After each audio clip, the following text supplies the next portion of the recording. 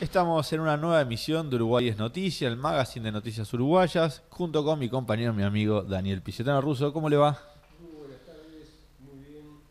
Encarando este nuevo programa, y El que número 11. esperemos que les sea útil y que les guste. Bueno, hoy vamos a hablar de varias cosas, vamos a estar charlando, vamos a tener un picadito de noticias que lo debíamos de la emisión pasada, así que va a ser más extenso, con varias noticias porque han pasado varias cosas en el Uruguay, Russo. Sí, como decíamos el otro día, en la medida en que la carrera política y la campaña se va acercando a las elecciones, las cosas se van poniendo interesantes. Para ello, para ya meternos en el programa de lleno, si te parece, Dani, vamos al primer informe que nos va a servir como disparador para anotar, para debatir y charlar uno para mí de las políticas más trascendentes de la última década de política uruguaya. ¿Cómo no? Vamos. Para el Plan Ceibal, por medio de la Fundación Sadowski, lo que estamos haciendo es capacitar a las escuelas uruguayas, ya sea de Montevideo y del interior del país, en todo lo que es pensamiento computacional. Ese sería como el trabajo que hacemos. Se dan clases en formato online, yo estoy en Buenos Aires, los niños están en Montevideo, en el interior del país. Yo actualmente tengo 10 escuelas a cargo y trabajo como pareja pedagógica con un maestro o una maestra. Y para mí es un orgullo como uruguaya, más allá de haber estudiado en Argentina y haberme capacitado en este país, para mí es un orgullo poder ejercer la docencia, ya sea por esta nueva modalidad que es el e-learning o los sincrónicos en distintos lugares, tener la capacidad de poder enseñarle a niños o al menos llegar a niños de mi país.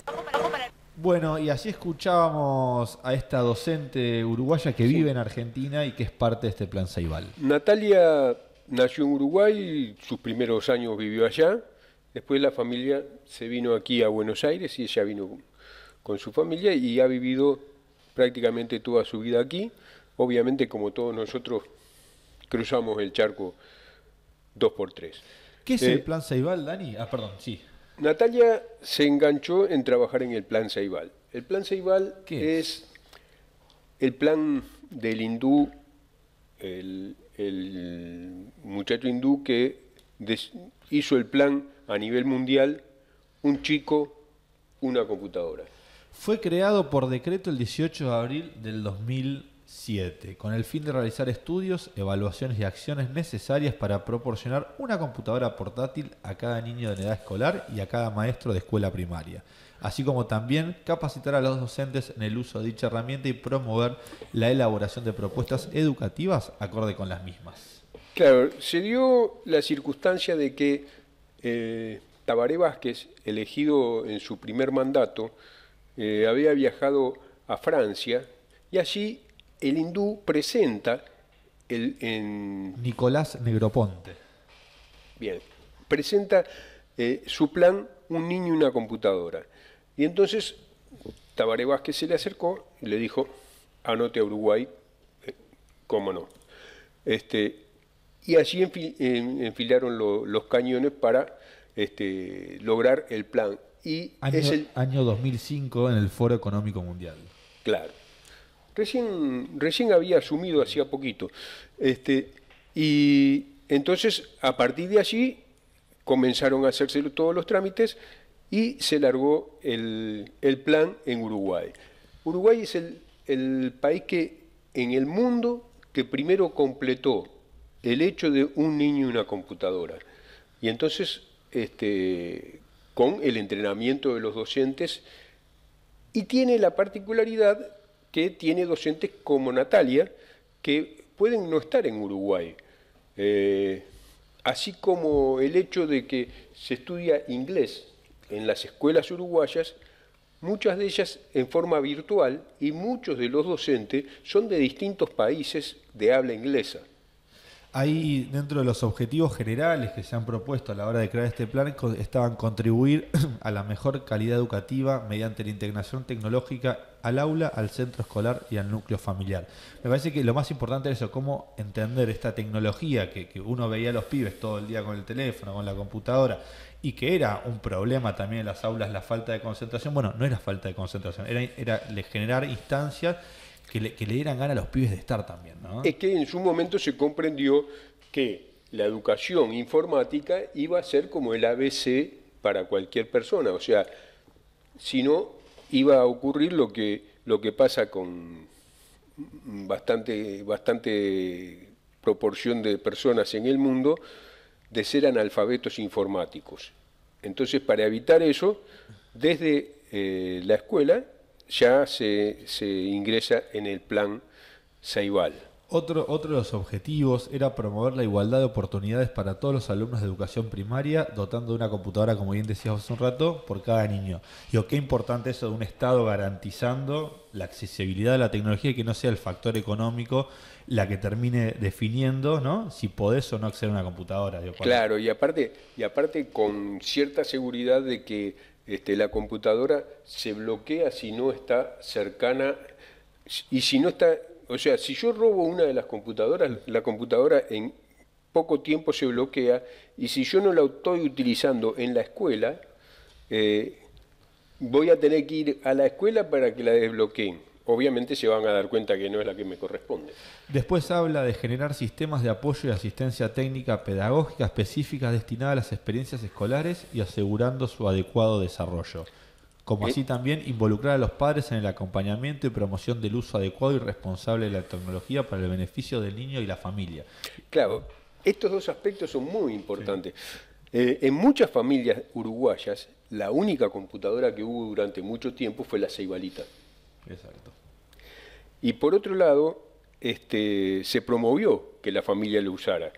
Pero además de eso, claro, surgen problemas, surgen complicaciones, surgen inconvenientes, los cuales los docentes uruguayos fueron acostumbrándose a esos problemas. Entonces los docentes uruguayos ahora sirven como referentes e inclusive se hacen cursos para docentes de otros países con docentes uruguayos. En el año 2009, la revista prestigiosa británica Economist, se reirá mucho de mi profesión en inglés, parezco Cavallo, el ministro de Economía argentina que hablaba muy mal inglés. Un poco más de pelo. Trazó un balance del plan Ceibal que se aplica en Uruguay y lo calificó de proyecto pionero, aunque en ese momento, año 2009, de resultados inciertos. Según la revista, hasta ese momento se habían entregado 380.000 computadoras. 380.000 alumnos habían recibido esta Ceibalita, lo que presentó un costo equivalente al 5% del presupuesto nomás. Sí, realmente en la incidencia del presupuesto no es una incidencia muy grande y el resultado es más que beneficioso, por supuesto. El 50%, las 50.000 computadoras llegaron con software en inglés y tuvieron que cambiarlo. Digo, fueron cosas que van explicando, ¿no?, que fueron surgiendo. Y después hay un tema puntual, ¿no? Digo, el acceso a la pornografía, digo, que fue un desafío que hacer con ese tema. Y acá los distintos filtros, las distintas cosas que hay que ir utilizando, qué sirve, qué no sirve, cómo intercambiar ideas con los chicos, cómo los chicos pueden llegar a cambiar o no distintas cosas del plan. El plan Ceibal, es muy piola eso. El plan Ceibal cuenta con filtros comprobados a nivel internacional que bloquean los sitios con contenidos para adultos. El más importante es un filtro de contenido a cada punto de conexión de internet de la red Ceibal. Con lo cual, no solo hay una control en la computadora y en la conexión, sino que tiene que ver con un control integral del plan por parte del Estado. Sí, y bueno, y las computadoras, a su vez, los problemas técnicos que podían tener o no se fueron desarrollando y conociendo a lo largo del tiempo, y realmente Uruguay resultó ser un pionero en este plan a nivel mundial, ¿no? Que ha tenido premios y que ha sido galardonado en el mundo. Bronce en Premio Nacional de Calidad por el compromiso con la gestión pública debido al trabajo que realizó el Plan Ceibal, brindando conectividad y soporte a las redes de conectividad, según el Instituto Nacional de Calidad, INCAL, en Uruguay. En el 2012 fue Frida en categoría acceso por la NIC. Bueno, y así una serie de premios a lo largo de los años. Nada, que demuestra la importancia de cuando la tecnología y el Estado y la educación se complementan, suele salir algo bueno. Claro que y el resultado realmente es más que positivo, ¿no? Dani, ¿te parece que vayamos un corte y ya cuando volvemos arrancamos con el picadito noticias? ¿Cómo no? Un placer. Seguimos con el segundo bloque de nuestro resumen de Noticias Uruguay es Noticia, con el tradicional picadito de noticias que ha pasado y mucho en nuestra patria chica. Sí, porque aparte desde el primer mundo se han fijado en Uruguay, pero por otros motivos, ¿no? Vamos, si te parece, a la primera noticia que la que hacía referencia, que vamos a arrancar por el final, que es el comunicado de la Cancillería que dice: alerta a los ciudadanos uruguayos que viajen a Estados Unidos. El ministro de Relaciones Exteriores alerta a los compatriotas que viajan a Estados Unidos a extremar las precauciones ante el creciente violencia indiscriminada, en su mayor parte por crímenes de odio, entre los cuales el racismo y la discriminación, que costaron la vida a 250 personas en los primeros 7 meses del año. Ante la imposibilidad de las autoridades de prevenir esta situación, debido, entre otros factores, a la posesión indiscriminada de armas de fuego por la población, se aconseja especialmente evitar los lugares donde se producen grandes concentraciones de personas, como parques temáticos, centros comerciales, festivales artísticos, actividades religiosas, ferias gastronómicas y cualquier tipo de manifestaciones culturales o deportivas multitudinarias. En particular, se recomienda no concurrir con menores a estos eventos. Terrible. Bueno, sí, lo que pasa que este comunicado que saca la Cancillería uruguaya es en respuesta a un comunicado que hace Estados Unidos recomendándole a sus ciudadanos, hace para todos los países, ¿no? Pero cambió a Uruguay de un nivel normal de violencia a un nivel de tenga cuidado. Y destacando algunos barrios de Montevideo en especial. Que esto no es inocente, aclaremos que no es inocente, Exacto. Que está hecho en una campaña política. Claro, recordemos que Estados Unidos empieza, ¿no?, a meterse en la definir su campaña futuro. política y a tirar los temas que esa campaña política está tratando por parte de algunos sectores políticos. Pero más allá de eso, uno de los barrios a los que menciona el comunicado de Estados Unidos es Villa Española. Y entonces la gente de Villa Española, del Club Deportivo Villa Española, saltó y le contestó. Y eso nos lleva a nuestra segunda placa de noticias, que dice: la respuesta de Villa Española a la alerta de la Embajada de Estados Unidos sobre Uruguay. Estados Unidos elevó el nivel de alerta a sus ciudades para viajar a Uruguay a través de su embajada, que anunció este viernes haber cambiado la calificación de Uruguay de 1, tomar precauciones normales, a 2, ejercer mayor precaución debido a la criminalidad. Además, recomendó no visitar algunos barrios. Puntualmente se nombraron 40, entre los que se encuentra, como bien decía Daniel, Villa Española. Desde el centro del Club Social y Deportivo Villa Española, la respuesta no se hizo esperar, con lo cual el mensaje publicado a través de la cuenta oficial de Twitter comienza con una ironía. Queremos agradecer la advertencia de un país donde la tasa de homicidios con armas de fuego es 25 veces mayor que la de cualquier país desarrollado, donde casi 100 residentes son asesinados diariamente.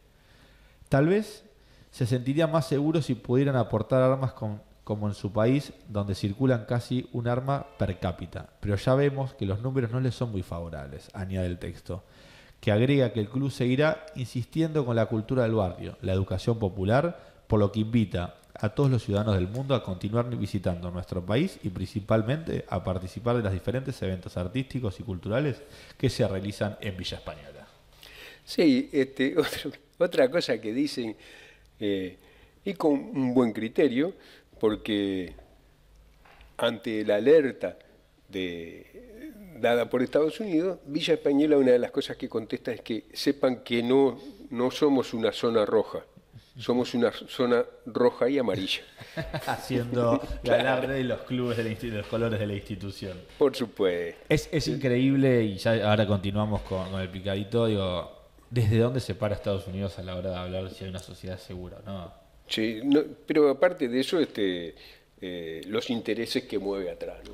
No, Dicen absolutamente Cualquier cosa después. No, después vemos. Si pasa, pasa, que me vas a acordar a varios. Bien. Si pasa, pasa. No, yo creo que tenemos que seguir reafirmando que una sociedad armada no es una sociedad segura, porque aparte los números así lo demuestran. En los lugares donde las poblaciones tienen esta cultura armamentista, terminan siempre mal. Y los números de homicidio, de gente que muere, que es confundida con un ladrón, que es confundida con una red, siempre es mucho más grande que los beneficios que obtiene esa sociedad por andar armada. Ahora venía en el coche escuchando una noticia de una abuelita que convenció a su nieto que se había ido a comprar un arma, compró una AK-47 la verdad. e iba a ir a matar varias gente. La Sí. abuela lo convenció, eso en Estados Unidos, Sí, por sí, supuesto. claro. ¿No? Bueno, Cosas que pasan en una AK-47. cosas vederes. Es como ir a comprar un chupetín al kiosco y allá lamentablemente vas a la Lamentablemente, farmacia, ¿no? en vez de aspirinas te llevas un revólver. Bueno, Bueno, de hecho la sociedad del rifle tiene un peso muy grande dentro de la sociedad y la política estadounidense. pero claramente Uruguay es un país seguro, Sí. más allá de los hechos puntuales de violencia que son a veces exacerbados por algunos medios. Uno puede tranquilamente transitar en la gran mayoría de los lugares sin ningún inconveniente y a cualquier hora. Otro de los temas que ha tenido en vilo a la sociedad uruguaya en esta última semana tiene que ver con el referéndum que se llevó a cabo la semana pasada.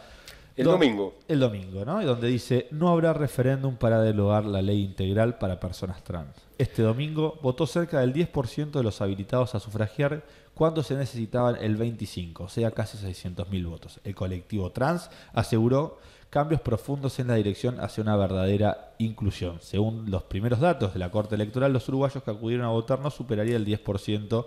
De esta forma, la iniciativa no encontró eco y no habrá referéndum para derogar el texto legislativo aprobado durante el pasado año en el Parlamento. Convengamos que no solamente el gobierno uruguayo, sino también el pueblo uruguayo tiende a ser inclusivo y a proteger a las minorías. Sí. Una de ellas, la minoría trans. Sí, yo el otro día escuchaba y en realidad, cómo se transgiversa la información. Claro. La ley en realidad esta beneficia son 25, 26, porque tiene ciertos requisitos que tiene que ver, haber nacido en determinado Vos decís tiempo, con respecto al a cobro las de pensiones. que fue lo más objetado, pero en realidad. Eran 25. Claro, pero el total de personas que se podrían beneficiar con esta ley no pasa de 800 o 1000 personas. No, es muy poco. Más allá de eso, es un grupo pequeño que ha sido discriminado y ha sido señalado durante mucho tiempo y que tiene reales dificultades, porque tiene dificultades para el estudio, por ejemplo. Sí, tiene que ver con Tiene dificultades para recibir una adecuada salud. Entonces deben de ser protegidos. Bueno, Interesante lo que dijo el legislador del Partido Nacional. No sé si y a Figueroa. Sí, la Figueroa que dijo que le duele que los integrantes de su partido no lo hayan acompañado a pesar de haber votado en contra de la ley durante el debate parlamentario. Sí. A mí me pone muy contento que el 92% de las personas de Uruguay no haya ido a votar. Y además agregó, Dani, después de recolectar las firmas que habilitaron esta instancia, se les sumaron los gigantes nacionales. Pero después hicieron un análisis político y electoral y decidieron que no. Creí que iba a haber una reacción distinta de sus compañeros de partido. Me parece muy bien. Inclusive esto muestra que es una fracción muy chica la que considera, porque en los números es muchísimo más caro lo que costó el Ahora no vamos a pre-referéndum de lo que puede llegar a costar anualmente lo que es un subsidio para estas personas. Que realmente, más allá de los gustos de cada uno, de si aceptás o no aceptás las conductas del otro, uno tiene, lo que no tiene que hacer es agredir a los demás. Y con respecto a lo que Y decía, desconocer sus derechos. No, totalmente. Además, había una ley sancionada, que había sido tratada y debatida y se había logrado generar ese consenso que le había sido aprobada. La verdad que era una ley Claro. importante. algo que decías, Daniel, algo muy importante, el costo. Y la verdad que hay un artículo muy interesante de subrayado en la que dice el pre-referéndum de la ley trans costó $230.000 según estima la Corte Electoral. A ello hay que sumarle el costo de 3.200.000 en los días libres asignados a funcionarios públicos distribuidos en más de 3.500 circuitos. El preferéndum para derogar la ley integral para personas costó $230.000 según informó la ley electoral. Sí, realmente esos montos alcanzarían para cubrir los gastos durante años de estas personas, ¿no? Así que, bueno, realmente. Y lo fundamental es que Uruguay es un pionero en derechos de la persona y en protección de su población, de las distintas poblaciones y de las distintas minorías. Y realmente no hay que perder eso. En otro orden de cosas, la Comisión de Diputados aprobó la ley de debates entre presidentes en el balotaje. Es algo que se estipula qué es lo que iba a pasar con respecto al balotaje. Tras varias idas y vueltas, finalmente se aprobó el proyecto de ley de debates presidenciales obligatorios con los votos del Frente Amplio, el Partido Colorado y el Partido Independiente. Quien no alzó la mano fue el Partido Nacional. Es llamativo, ¿no? Sorprende, ¿no? Es llamativo porque el Partido Nacional es uno de que en caso de haber balotaje seguramente va a estar. Exacto. Y yo no estoy tan de acuerdo como pasa en la Argentina del balotaje obligatorio, del debate obligatorio cuando no hay balotaje. Antes, ¿no? Sí. Y en otros países también hay debate obligatorio. Yo no estoy tan de acuerdo, pero en el balotaje me parece que sí.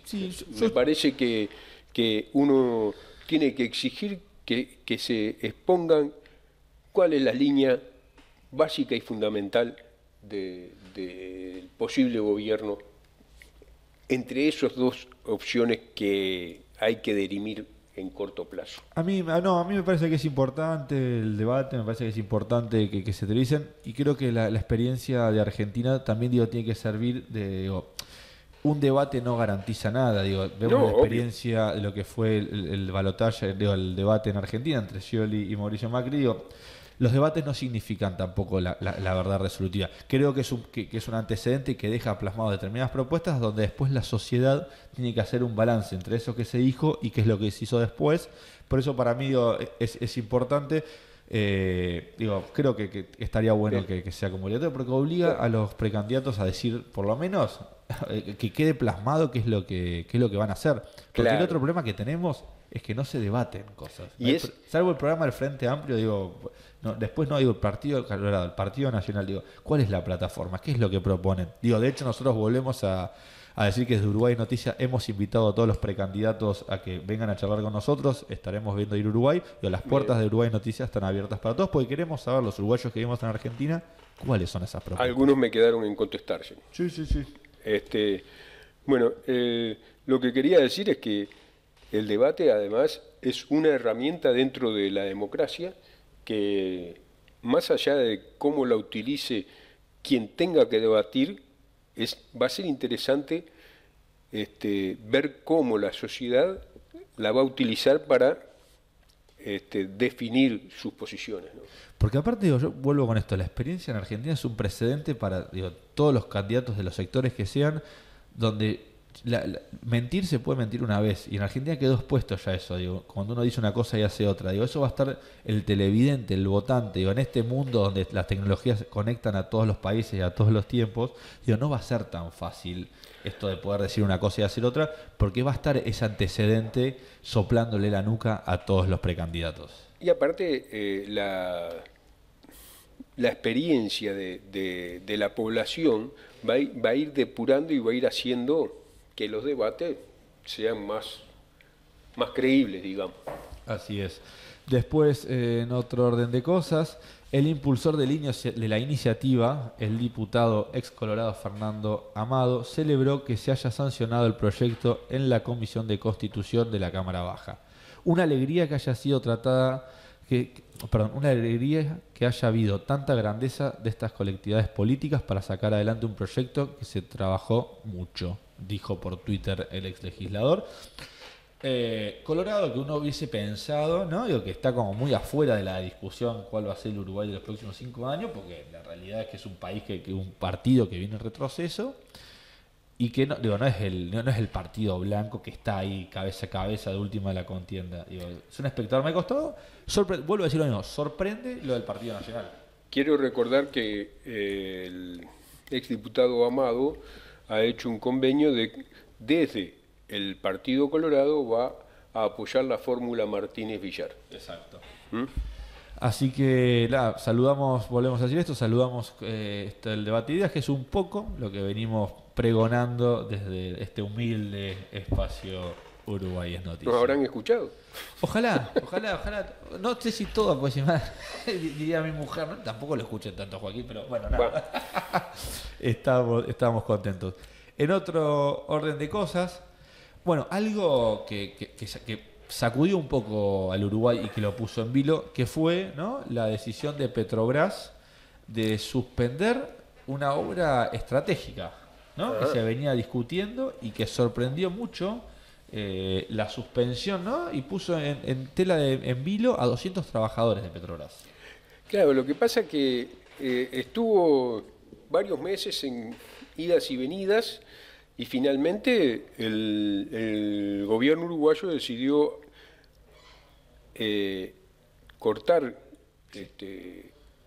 permitir que Petrobras se retirara del país, porque en el convenio que existía entre Petrobras y el Uruguay, si Petrobras se iba antes del 2025, Uruguay tenía derecho a reclamarle por esa decisión. A cambio del reclamo, Petrobras lleva, pero todos los activos de Petrobras quedan para Uruguay. Ahí se viene discutiendo, en el medio de esto hubo una crisis, con los trabajadores, obviamente, que se plantaron y que había tenido 11 despidos en principio, de 200 trabajadores, 11 despidos y 57 apercibimientos por la ocupación bajo control obrero del espacio físico. Claro, lo que pasa es que hubo un fuerte reclamo por parte de los obreros del gas, del sindicato del gas, y que fueron los que empujaron a que se encontrara una solución que finalmente el gobierno decidió por ese lado y se hizo cargo de todos los trabajadores que fueron reincorporados. El retiro de Petrobras y la asunción del Estado uruguayo como garante hizo que se levantaran las medidas de fuerza. Antes del 30 de septiembre deberán asumir la dirección de la empresa. Mientras tanto, habrá una transición. Ernesto Murro, quien es ministro de Trabajo, señaló que la transición se hará seguramente a través de una empresa privada de capitales estatales. En el sindicato de gas no descartan que ANCAP o UTE asuma la administración de la concesión de gas natural de forma transitoria. Muy bien. ¿Con qué seguimos?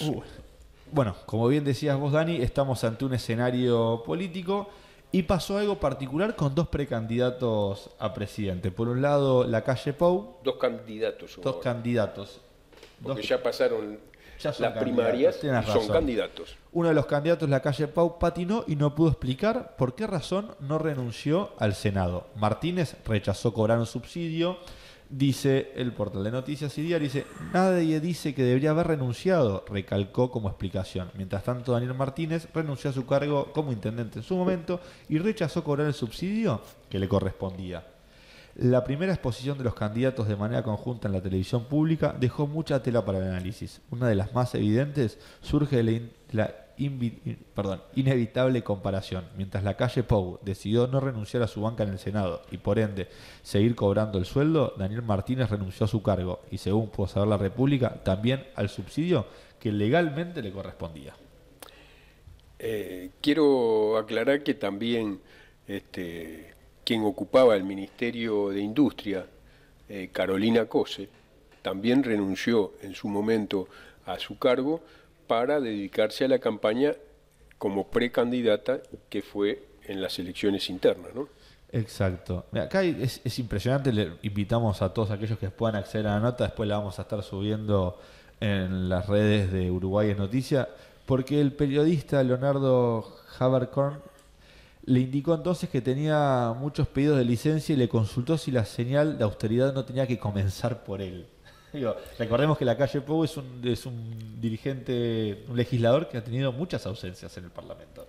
Sí, sí, y ahora con una campaña intensa, Menos. obviamente que va a tener más que ausencias. Dani, le preguntaron por qué no renunció al Senado. Y la respuesta del candidato blanco no sonó para nada segura. Iba a renunciar la semana pasada, pero una vez que terminó el proceso de internas, pero venía el canciller por temas de Venezuela y el acuerdo entre el Mercosur y la Unión Europea. Se exculpó la calle Pou. Entonces le volvió a repreguntar el periodista, le dijo, pero ¿por qué no renunció después? A lo que dijo, nadie dice que debería haber renunciado. Remarcó. Son lecturas de una misma constitución o de una misma ética, digamos. Y después dijo, dicho sea de paso, estoy yendo a las sesiones y a la comisión, pero es una curiosidad para los que dan el palo. Digo, como siempre, nada, la verdad es que coincido con lo que decía un poco el periodista, hay que empezar con el ejemplo. No solo, bueno, Napoleón le dijo a su mujer alguna vez, no solo tenés que ser, sino también parecer. Claro, claro. Bueno, como contrapartida... Sí, perdón, Dani. Quiero aclarar de que la comisión electoral, la Junta Electoral, autorizó y dio lugar a que Robert Silva acompaña a Talvik en la fórmula. Cierto, sí. Mira, otro dato interesante que surge de esta nota con respecto, digo, porque uno puede decir, bueno, esto que tú decías, bueno, la calle va a ser candidato. Otro senador que hace campaña o que con menos recursos es el legislador Pablo Mieres, candidato del Partido Independiente, mientras es el parlamentario que menos faltó. Con lo cual, ¿no? Sí, sí, de Mieres 225 sí. sesiones participó de 223, con lo cual estar en campaña no es una razón, ¿no?, válida para poder faltar. Nada. No, y más teniendo en cuenta que Mieres es de un partido pequeño y que tiene que poner Más la el cara cuerpo. y el trabajo más, ¿no? Bueno, nada, la verdad que nada, le volvemos a decir esto mismo a los políticos. Bien. Digo, hay que hacer más que decir. Felicitamos, digo, a quien era intendente de Montevideo, porque digo, es raro tener que felicitar a alguien por las cosas que hace que deberían ser normales. Digo, no tendríamos que estar felicitándolo a Daniel Martínez por haber renunciado, pero la verdad es que la política a veces tenemos la otra contracara que está bien, o en este caso, ¿no?, el senador del Partido Independiente por haber ido. Hay que felicitarlos, no, la verdad que no, pero cuando uno ve las otras cosas que pasan, y bueno, está bueno felicitar las cosas buenas. O de repente, sin felicitarlo, por lo menos destacarlo. Exacto. En otro orden de cosas, algo que también nos atraviesa a los uruguayos que estamos de este lado, la Armada Uruguaya se suma a la búsqueda de la lancha pesquera extraviada en Argentina, Sí, una lancha que zarpó el viernes y que todavía no ha vuelto. Uruguay despachó un buque y un avión. sí, son las cosas que entre hermanos siempre se hacen, y recordemos, estas búsquedas son más o menos habituales, lamentablemente. Si ustedes van por allí, van a ver en los distintos puertos donde salen las lanchas pesqueras, van a ver que muchas de ellas están pintadas de amarillo, Sí. y eso es porque el ojo humano, el color que más ve Es el amarillo. Mirá. Entonces, por esa razón, se pintan de amarillo o blanco. Por eso Son los taxis también son amarillos. No, Sí. los taxis son de amarillo y negro de Peñarol. No, eso es porque para no poner aire acondicionado, Sí. señor Daniel, para que sea más fresco el viaje. Bueno, Y hablando de fútbol, me la dejó picando. no, un análisis objetivo en otro orden de cosas, Sebastián Abreu no está de acuerdo con que a Nacional se le permite entrenar en Florida. A nosotros nunca nos prestan el Parque Centenario, manifestó el loco en la previa de lo que será el partido del sábado. Pero esta historia tiene un antecedente, ¿no? Digo, ¿por qué se llega a esto? Porque el club River... se me acaba de... Ay. Va a jugar de Sportivo, ¿cómo se llama, Dani? Se me acaba de borrar. El de Florida no. No es de Florida. Boston River, ahí está, me salía la palabra Boston. Boston River, un equipo pequeño que está desde el 2016 en primera división, ha conveniado con Florida para hacer de local en la cancha del municipal, el estadio municipal Campeones del Siglo, creo que también se llama.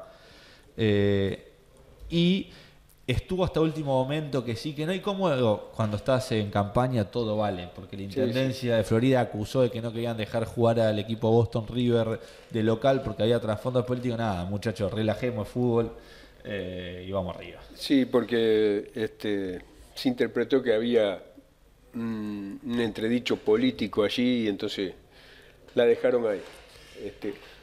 Para el próximo programa, Dani, te propongo una declaración muy interesante de Mujica en el día de hoy, que habla de la salida del mar de Bolivia. De la salida del mar. Eso, cuando él estuvo como presidente, impulsó mucho de que Uruguay y Argentina le dieran una salida a través del Río de la Plata. Del Río de la Plata, con lo cual estaría bueno, vamos a armar algo para el próximo programa, porque la verdad que el reclamo de Bolivia al mar es más que justo, además es necesario para eso.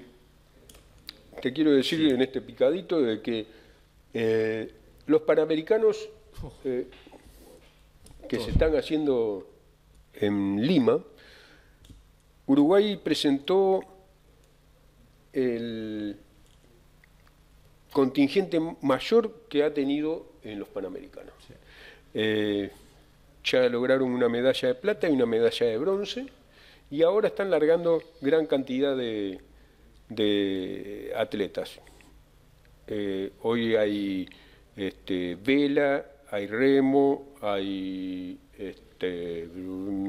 hockey. En el hockey tienen que jugar por el 5º puesto. Natación y empiezan el atletismo. Esta semana empieza el atletismo. Y hay varios que están con buenas chances. Sí, ya la participación, la cantidad de atletas que han participado habla, ¿no?, de una política de inclusión del deporte y darle prioridad, que no solo desde la palabra, sino desde los recursos del Estado. Digo, generar condiciones para que estos deportes, que son menos comerciales, por así decirlo, a diferencia del fútbol o del básquet, pueden ser. Obviamente. Bueno, y si se necesita un Estado atrás fomentándolos, inevitablemente. Y bueno, obviamente va un abrazo para el amigo Emiliano Laza, con pueblerino de allá de Santa Rosa. Dani, nos vamos a un corte y ya venimos con una excelente nota que hemos realizado en la embajada de nuestra querida Uruguay acá en Buenos Aires. ¿Cómo no? Bueno, entramos en el tercer y último bloque de nuestro querido resumen de Noticias Uruguay es Noticia, con un dato de esta semana que ha sido muy importante para todos nosotros, que tiene que ver con el 1 de agosto. Sí, el 1 de agosto, el Día de la Pachamama. Además. Para quienes son oriundos de esta tierra americana. En Uruguay es el día del docente detenido desaparecido, porque un 1 de agosto, si no me equivoco, en el año 77, en la calle, en la avenida Rivera y Yambí, ahí en esa esquina, lo secuestran a Julio Castro, al maestro, un maestro que luchó mucho por la cultura y por la educación en Uruguay y que realmente fue un emblema. Y desapareció y nunca más se supo de él hasta que años después, en el año 2009, si no me equivoco, se reconocen sus restos. El equipo argentino de antropología forense lo reconoce como un esqueleto perteneciente al maestro Castro, que estaba en Toledo, en el batallón 14, y su cráneo tenía un balazo. Aparentemente falleció el 3 de agosto. Claro, sí. 2 días después se supone que fue asesinado de un balazo en la cabeza tras haber sido atormentado en el centro clandestino de detención y tortura La Casona a cargo del Servicio de Información de Defensa. Bien. Nuestro saludo y nuestro compromiso con la memoria, la verdad y la justicia de Uruguay, Uruguay Noticias.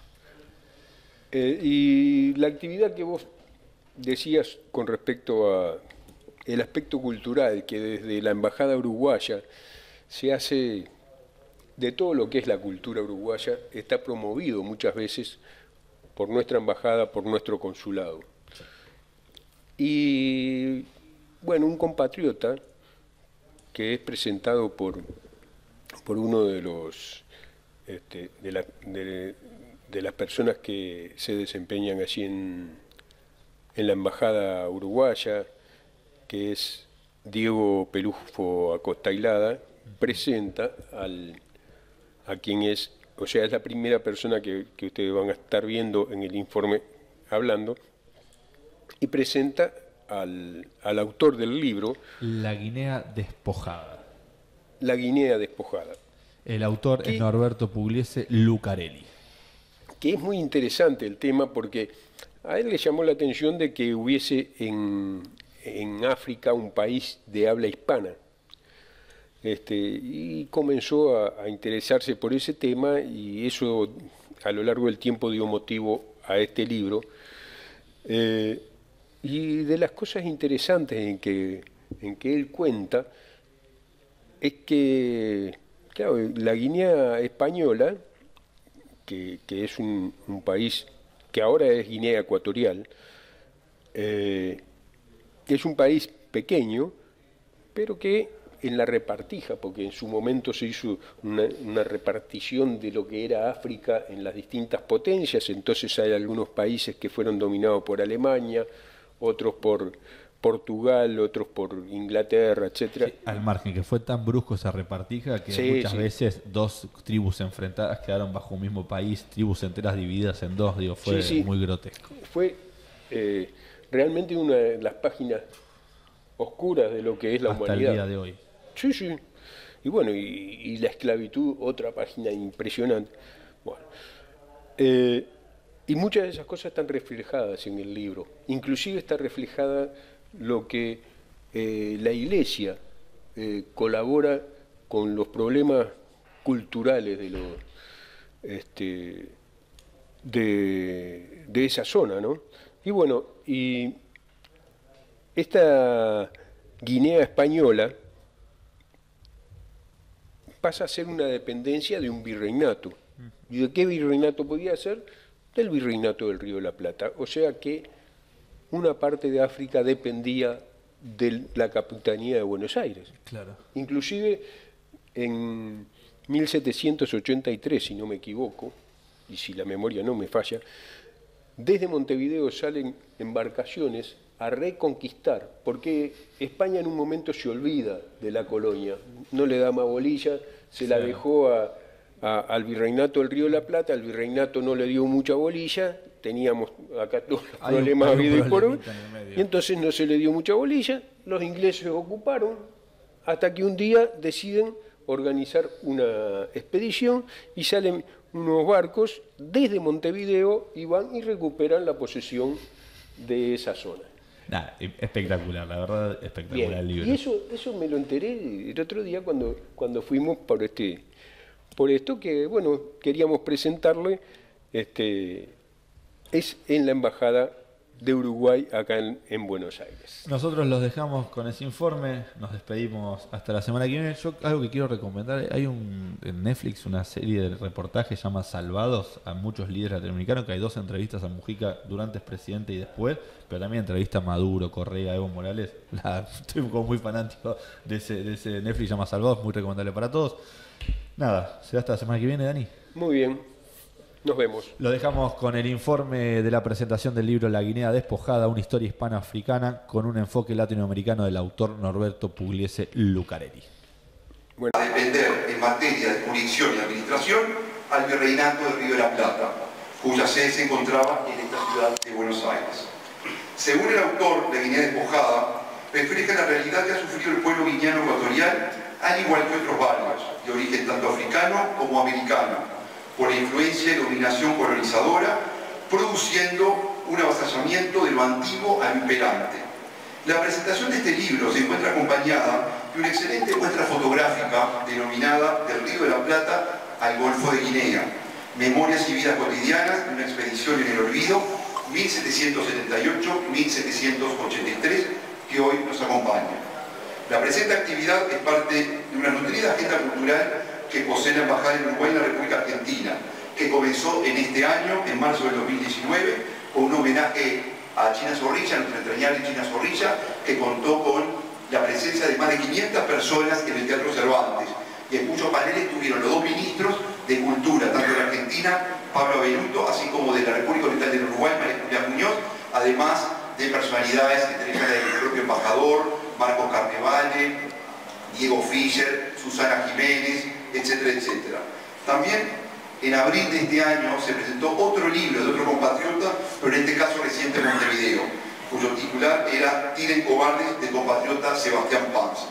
También en abril-mayo, y mediante una excelente presentación de Uruguay, nuestro país estuvo presente en la Feria del Libro, recordando que el año pasado Montevideo había sido invitada como la ciudad invitada de honor en la edición de la Feria del Libro del pasado año.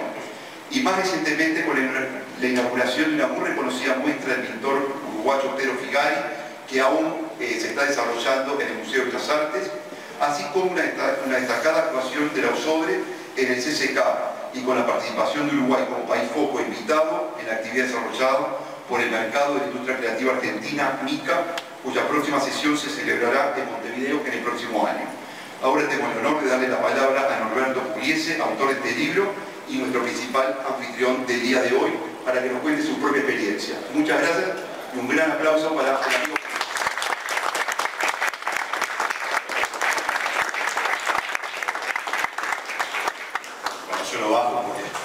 No sé.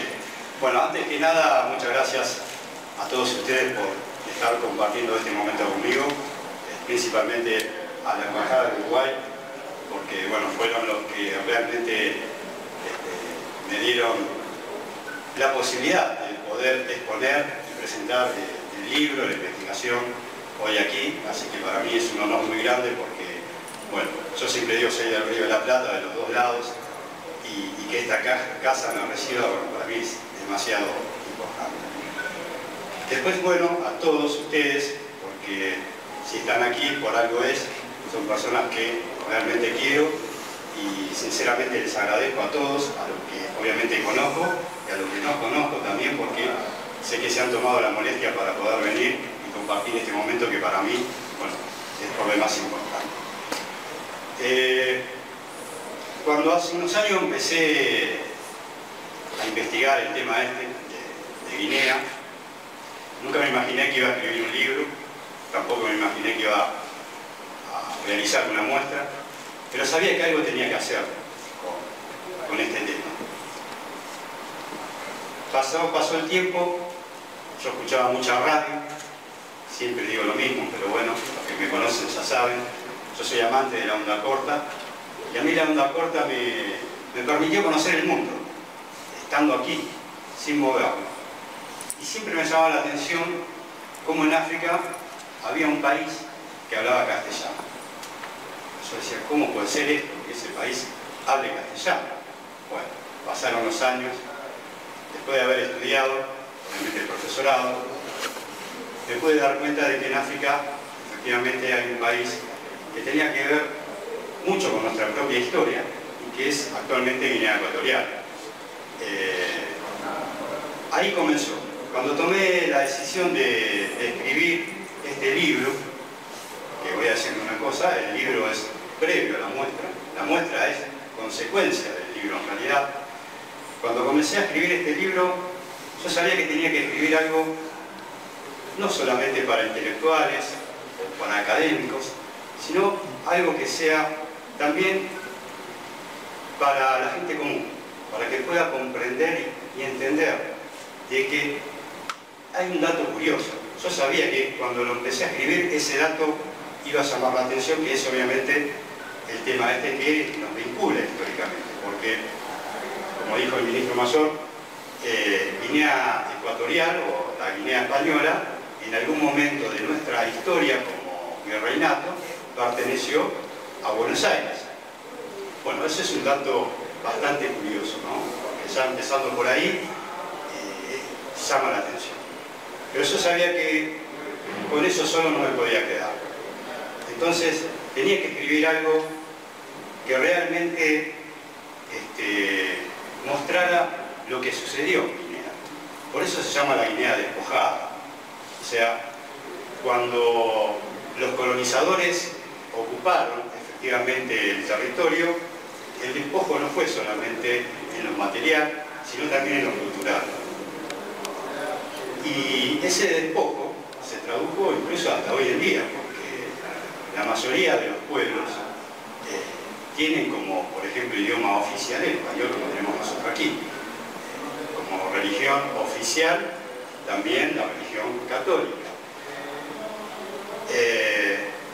Los colonizadores quisieron de alguna manera borrar la propia identidad, no de un pueblo, sino de varios pueblos que componen el Golfo de Guinea, como son, por ejemplo, los Bubis, que se encuentran en la antigua isla de Fernando Po, hoy llamada Bioko, los Endohué, que son los pueblos costeros de la parte continental del Golfo de Guinea, los Fan, que son la mayoría, que se encuentran en la parte continental, los Vicios, Pigmeos y otras etnias más.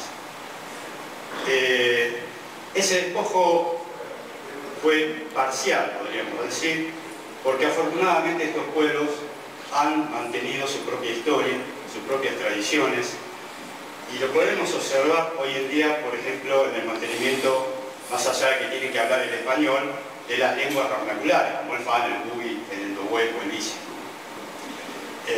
Lo vemos también en algo muy tradicional de ellos, y que verdaderamente para nosotros, como cultura occidental, es un poco quizás hasta chocante, pero hay que reconocer y hay que respetar que para ellos quizás no lo es, y que es la poligamia masculina.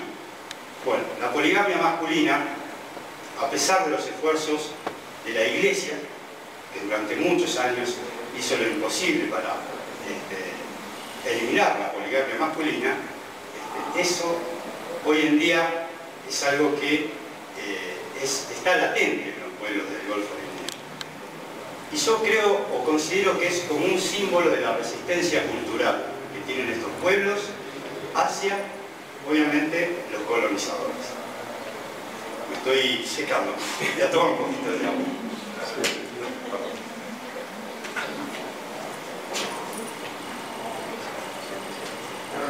Ahora sí.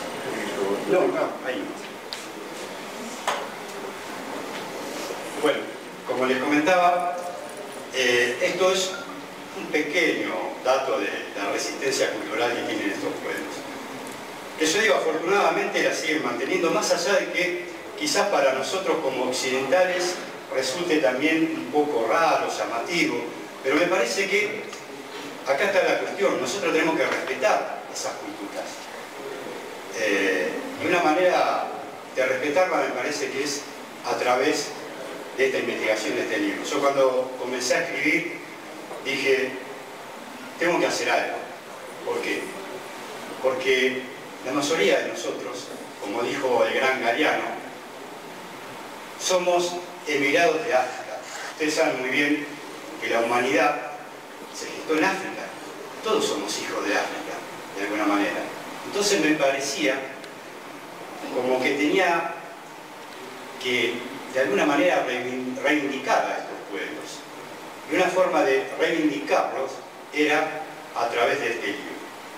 Y lo digo porque sobre Guinea, sobre la antigua Guinea española, se ha escrito mucho, hay muchísima bibliografía. Obviamente acá en Sudamérica no hay nada, pero en España sí, o en Europa, pero más que nada en España. O sea, hay mucha bibliografía hispánica sobre el tema, con una visión de los vencedores. Pero nunca hubo una historia contada desde Sudamérica. Entonces, yo tenía esa obligación moral y sobre todo humana de poder contar esta historia del lado de los derrotados, ¿sí? De los pueblos hostigados. Y en síntesis, la Guinea despojada es eso, ¿sí? Es un honor a los distintos pueblos del Golfo de Guinea. Fue mi intento. Creo que en parte lo logré. Tengo que ver ahora qué opinan ellos. Yo sé que están también conformes muchos con el trabajo, pero bueno, el objetivo ya está cumplido.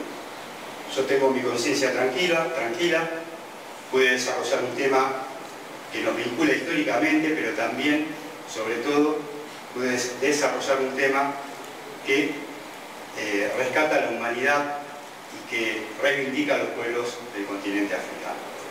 Bueno, simplemente es eso, ese fue mi pequeño aporte con respecto al tema.